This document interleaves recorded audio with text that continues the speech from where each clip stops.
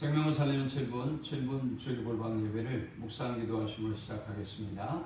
하나님 감사합니다. 귀하고 복된 성일에 사랑하는 주의 자녀들을 주님의 전전으로 부르시고 예배케 하심을 감사합니다. 하나님의 임재와 영광을 경험하는 예배, 하나님을 인격적으로 만나는 예배가 되게 하여 주옵소서. 우리에게 확신을 주시고 믿음을 주시고 또 놀라운 치료와 능력으로 임하여 주옵소서. 예수님의 이름으로 기도합니다. 아멘. 찬송 304장 드리겠습니다.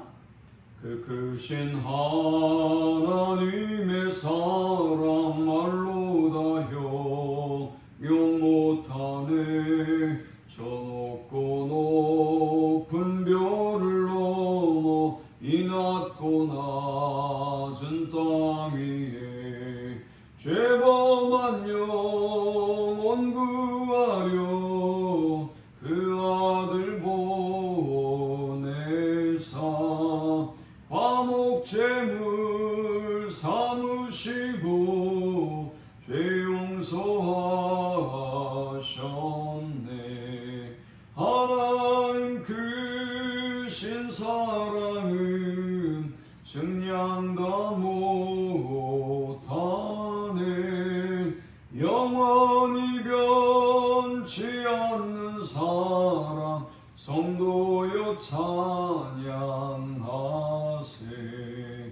괴로운 시절 지나가고 땅 위에 영화 쇠할 때 주 믿지 않던 영혼들은 큰 소리 외쳐울어도 주 믿는 성도들에게 큰 사랑 베푸사 우리의 죄 사했으니 은혜 잊을까. 하나님 크신 사랑은 증량다 못하네. 영원히 변치 않는 사랑 성도여 찬양하세.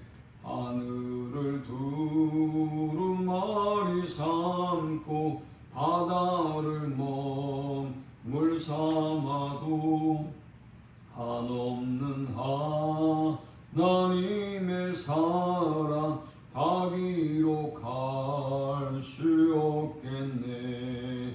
하나님의 크신 사랑 그 어찌 닿았을까. 저 하늘 높이 쌓아도 채우지 못하리. 하나님 크신 사랑은 증량다 못하네. 영원히 변치 않는 사랑 성도여 찬양하세. 오늘 이 시간에 주시는 살아계신 하나님의 말씀은 구약성경 창세기 18장 9절에서 15절의 말씀입니다. 그들이 아브라함에게 이르되 내 아내 사라가 어디 있느냐? 대답하되 장막에 있나이다. 그가 이르시되 내년 이맘때 내가 반드시 내게로 돌아오리니 내 아내 사라에게 아들이 있으리라 하시니 사라가 그 뒤 장막 문에서 들었더라. 아브람과 사라는 나이가 많아 늙었고 사라에게는 여성의 생리가 끊어졌는지라. 사라가 속으로 웃고 이르되 내가 노쇠하였고 내 주인도 늙었으니 내게 무슨 즐거움이 있으리요. 여호와께서 아브람에게 이르시되 사라가 왜 웃으며 이르기를 내가 늙었거늘 어떻게 아들을 낳으려 하느냐. 여호와께 능하지 못한 일이 있겠느냐. 기한이 이를 때에 내가 내게로 돌아오리니 사라에게 아들이 있으리라. 사라가 두려워서 부인하여 이르되 내가 웃지 아니하였나이다. 이르시되 아니라 내가 웃었느니라. 아멘. 하나님은 아브라함에게 그의 후대가 번성하며 창대케 되어질 것이며 또 그에게 그가 밟는 모든 땅을 하나님이 주시겠다고 약속하셨습니다. 그러나 그럼에도 불구하고 아브라함과 사라는 오랜 세월 동안 하나님의 약속을 믿지 못합니다. 창세기 17장 1절에서 아브라함이 99세 때 여호와께서 아브라함에게 나타나서 그에게 이르시되 나는 전능한 하나님이라 너는 내 앞에서 행하여 완전하라. 내가 내 언약을 나와 너 사이에 두어 너를 크게 번성하게 하리라 하시니 했습니다. 하나님은 당신이 전능하신 하나님이며 아브라함과 사라가 전능하신 하나님에 대한 온전한 믿음의 고백을 갖기를 원하셨습니다. 아브라함은 하나님의 약속의 말씀을 듣고도 엎드려 웃으며 마음속으로 100세 된 사람이 어찌 자식을 낳을까? 사라는 99세니 어찌 출산하리요? 라고 고백했습니다. 창세기 18장에서 사라는 하나님의 약속의 말씀을 듣고 또 속으로 웃었습니다. 아브라함과 사라의 불신앙에 비웃음에도 불구하고 하나님은 이들을 찾아오셔서 말씀하시고 온전한 믿음을 주셔서 이들의 이 웃음이 근원적이고 본질적인 웃음이 되도록 해주셨습니다. 그런데 이렇게 연약한 믿음을 가지고 있었음에도 불구하고 아브라함과 사라가 어떻게 하나님의 응답을 받고 전능하신 하나님의 기적을 경험했을까요? 먼저 첫 번째는 찾아오시는 하나님의 은혜 때문이었습니다. 18장 1절에 보니까 여호와께서 마므레의 상수리 나무들이 있는 곳에 아브라함에게 나타나십니다. 날이 뜨거울 때에 그가 장막문에 앉아 있다가 했습니다. 하나님은 이렇게 아브라함을 그리고 사라를 거듭 찾아오셨습니다. 하나님은 이렇게 우리가 연약한 믿음을 가지고 있을 때 꼭 우리를 찾아오시고 우리를 바른 길로 인도해 주시는 하나님입니다. 그러므로 우리에게 소망이 있는 것이지요. 두 번째, 주는 말씀하신 하나님입니다.